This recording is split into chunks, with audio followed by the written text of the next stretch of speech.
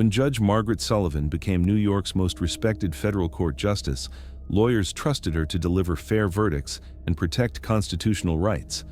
But when her prescription drug addiction and bribery schemes consumed her, she began selling verdicts to the highest bidder and murdering court officials who discovered her crimes, turning courtrooms into deadly auction houses. Before starting the video, don't forget to subscribe to the channel and turn on notifications. Now, let's get back to the video. The New York winter wind howled through Manhattan's federal courthouse district as Judge Margaret Sullivan organized falsified case files and criminal organization payment records for what would become the most dangerous judicial proceeding of her 29-year career as the Eastern District's most influential federal judge and constitutional law specialist. At 61 years old, Margaret had established herself as New York's premier federal justice, controlling high-profile criminal cases and constitutional appeals that attracted organized crime families, corrupt attorneys, and international criminal organizations who valued her judicial authority and her reputation for delivering the most favorable legal decisions affecting criminal prosecutions and federal sentencing guidelines throughout the federal court system. Margaret's chambers occupied the most secure wing of the Daniel Patrick Moynihan Federal Courthouse, featuring private conference rooms, encrypted legal communication systems, and case coordination facilities that allowed her to oversee the court's most sensitive federal proceedings while maintaining absolute control over criminal verdicts worth millions in constitutional decisions affecting legal precedent and criminal justice outcomes throughout the federal judicial system. The interior of Margaret's chambers reflected her mastery of federal law and her understanding of judicial expectations for both legal excellence and absolute impartiality during the most critical constitutional decisions affecting American justice, featuring walls displaying judicial appointments from multiple presidential administrations, photographs of landmark constitutional cases, and testimonials from grateful legal professionals whose careers had advanced through her judicial mentorship and strategic legal guidance affecting constitutional interpretation and federal jurisprudence. But beneath Margaret's reputation for judicial excellence lay a dangerous combination of prescription opioid addiction, systematic judicial corruption, and calculated murder that had transformed her federal court operations into criminal enterprises, where threatening court officials and suspicious investigators met their fate through legal accidents and witness elimination during vulnerable judicial proceedings and constitutional hearings. "Good morning, Your Honor," said Court Administrator James Chen, arriving for his weekly case management meeting about ongoing federal trials and judicial oversight that required Margaret's coordination for complex criminal cases and constitutional appeals affecting federal court administration. James had recently discovered irregular case file procedures and had begun questioning Margaret's explanations about judicial protocols that seemed to bypass normal federal oversight processes and constitutional due process requirements. "Good morning, Mr. Chen," Margaret replied with the judicial authority and constitutional expertise that had made her legendary among federal court personnel, who viewed her as both legal scholar and justice guardian, capable of interpreting complex constitutional law through sophisticated judicial reasoning and strategic legal precedent affecting federal jurisprudence and criminal justice outcomes throughout the court system. James had become Margaret's most dangerous subordinate, not because of his demanding administrative requirements or his federal coordination responsibilities, but because of his recent discovery of unauthorized case manipulations and his growing awareness of the corruption operation that Margaret had been conducting while supposedly providing legitimate judicial oversight for federal criminal cases and constitutional proceedings. What James didn't know was that Margaret had been systematically selling judicial verdicts and murdering court personnel for over 3 years, using her judge authority and access to federal cases to coordinate criminal organization bribes, while eliminating anyone who discovered her judicial corruption or threatened to expose her criminal exploitation of federal court resources for organized crime coordination and constitutional manipulation affecting federal justice and legal precedent. Margaret's transformation from respected judge to calculating killer had begun 5 years earlier, when her prescription opioid addiction had escalated from legitimate pain management following a judicial security incident to daily dependency that consumed her substantial federal salary and forced her into relationships with organized crime figures who offered enormous payments for favorable judicial decisions and criminal case dismissals affecting federal prosecutions and constitutional appeals. Her addiction cost over $7,000 per day, while her access to federal criminal cases and constitutional appeals provided unprecedented opportunities for coordinating judicial corruption that generated millions through organized crime organizations seeking favorable verdicts and criminal case dismissals, affecting federal law enforcement and constitutional justice throughout the court system. Her criminal activities escalated when several court officials and judicial oversight personnel discovered evidence of unauthorized case manipulations and threatened to report their suspicions to judicial conduct boards and federal law enforcement agencies investigating judicial corruption, targeting federal criminal cases and constitutional proceedings throughout Manhattan federal courts. Margaret murdered her first victim, a suspicious court clerk who detected irregular case file modifications, by orchestrating a courthouse accident using organized crime assets that appeared to be building safety incident rather than premeditated assassination designed to protect judicial corruption operations. The success of her first murder convinced Margaret that eliminating threatening court personnel and suspicious oversight investigators was both necessary for protecting her corruption operation and achievable given her complete judicial authority and her ability to coordinate with organized crime networks who could stage courthouse accidents and eliminate witnesses while providing plausible cover stories involving judicial security and courthouse safety affecting federal court operations. Over the following 3 years, Margaret murdered 10 additional individuals using various organized crime methods and judicial coordination that took advantage of her judge authority, her access to criminal networks during vulnerable court proceedings, and her ability to stage deaths as courthouse accidents or organized crime targeting that occurred during routine federal court activities with personnel who had access to sensitive information that could expose judicial corruption operations.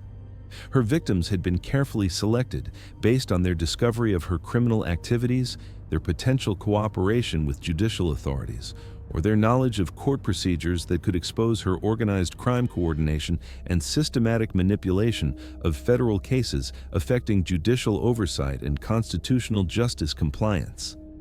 Her victims included Clerk Patricia Williams, a federal court record specialist who had discovered evidence of systematic case manipulation and whose courthouse consultation had resulted in fatal elevator accident staged by organized crime assets during routine court administration.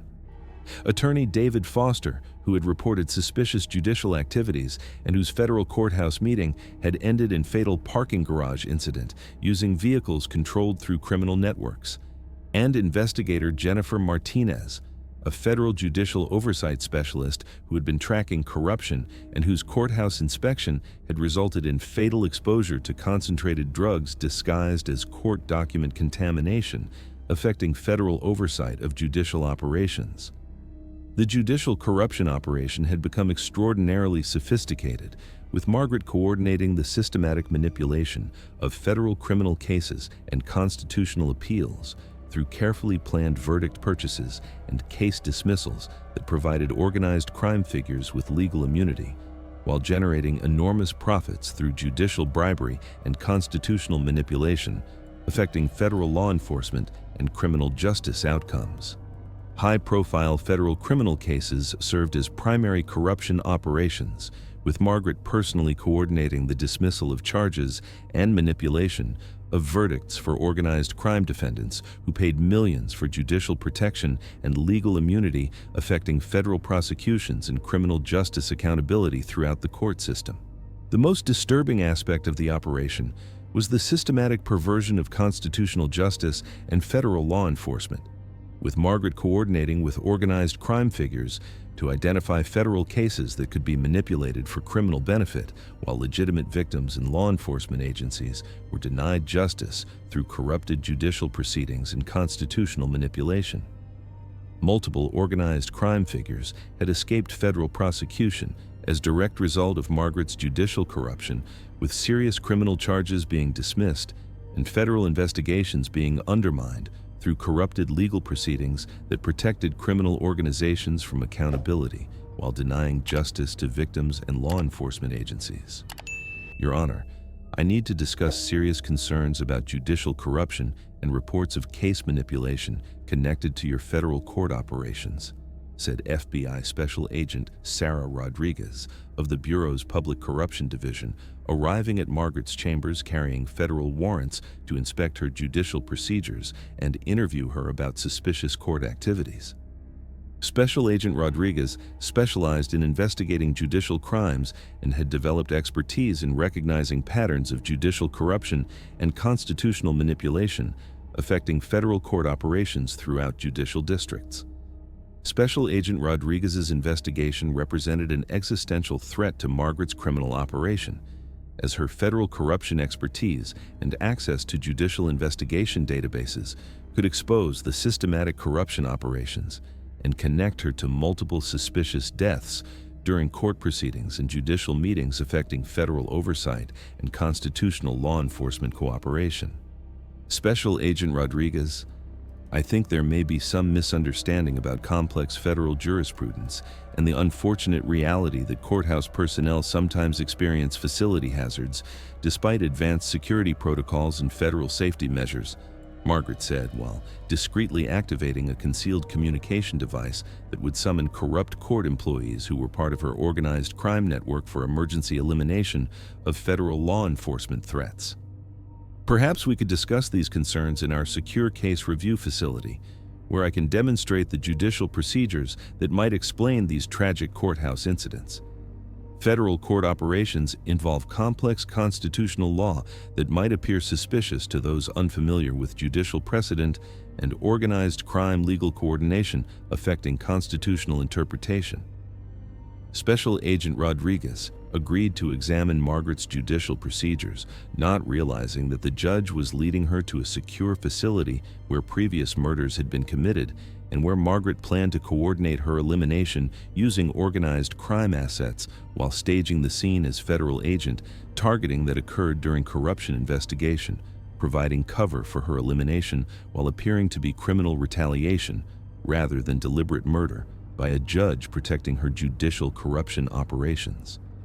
But Margaret's carefully planned murder of the federal agent was about to be prevented by the unexpected arrival of federal judicial oversight officers who had been investigating court irregularities and had identified connections to her systematic corruption activities affecting federal court operations and constitutional justice programs. Federal Judicial Inspector Michael Torres had been conducting comprehensive investigation into judicial corruption and organized crime infiltration that exploited federal judge authority to facilitate criminal immunity and eliminate potential witnesses to corruption operations affecting judicial oversight and federal constitutional law enforcement cooperation. Inspector Torres specialized in investigating judicial crimes and had developed expertise in tracking federal court operations that compromised constitutional justice while conducting systematic elimination of threats to corruption operations affecting judicial integrity and constitutional operational security. The federal investigation had been initiated by reports from multiple judicial oversight agencies and constitutional law organizations who noticed patterns of suspicious case outcomes and court personnel deaths, suggesting organized crime networks were infiltrating federal courts to facilitate judicial corruption while eliminating witnesses through sophisticated methods disguised as courthouse accidents. Federal Judge Margaret Sullivan, I'm Inspector Torres with Federal Judicial Oversight, he announced as he entered the case review facility where Margaret was coordinating Special Agent Rodriguez's elimination. I have federal warrants for your investigation on charges of systematic judicial corruption, constitutional manipulation, case fixing, and multiple counts of first-degree murder related to your exploitation of judicial authority for criminal operations affecting constitutional justice and federal court integrity. Margaret's reaction to the federal oversight intervention was desperate attempts to maintain her judicial credibility as she realized that federal agents and judicial investigators had been investigating her corruption activities and connected them to systematic court personnel murders and organized crime coordination affecting federal court operations. Special Agent Rodriguez looked stunned as she realized how close she had come to being murdered by the judge she was investigating for judicial corruption.